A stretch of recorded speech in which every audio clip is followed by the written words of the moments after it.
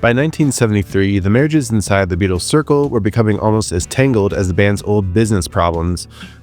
George Harrison had married Pattie Boyd in 1966, while Ringo Starr had married Liverpool hairdresser Maureen the previous year. The two couples had known one another for years and belonged to the same small social group. George and Pattie's marriage had been weakening since the late 1960s. Pattie later described George as increasingly distant, absorbed in religion, and openly interested in other women.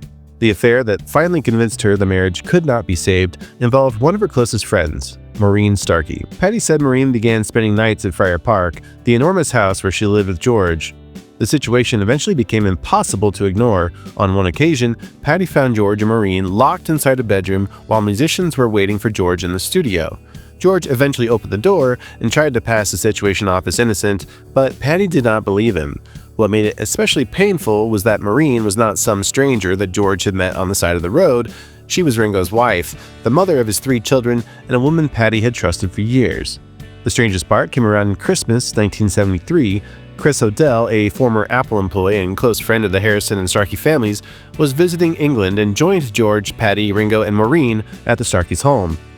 As everyone sat drinking around the kitchen table, George suddenly told Ringo that he was in love with Maureen. O'Dell remembered wanting to disappear as the private affair was announced directly to the husband.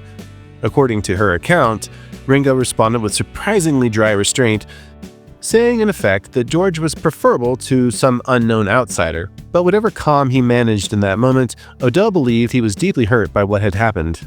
Pattie later called George's affair with Maureen the final blow to their marriage. She left George in 1974 and eventually began a life with Eric Clapton, who had been pursuing her for years. Ringo and Maureen also separated, but it would be misleading to claim that George alone destroyed their marriage. Ringo had been unfaithful as well, and their 1975 divorce was granted on the grounds of his relationship with model Nancy Lee Andrews.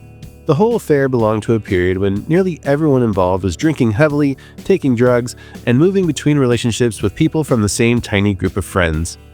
Neither George nor Maureen left behind a detailed public explanation of what the relationship meant to them, so its exact length and seriousness remains difficult to measure, but the strongest accounts come from Pattie, who experienced it as a betrayal, and O'Dell, who witnessed George declare his love to Ringo. Remarkably, George and Ringo's friendship survived. They continued recording together and co-wrote Ringo's hit Photograph, and they remained close until George's death. Ringo later performed that song in George's memory at the concert for George. It was perhaps one of the Beatles' ugliest personal episodes, but it did not permanently separate the two men at its center.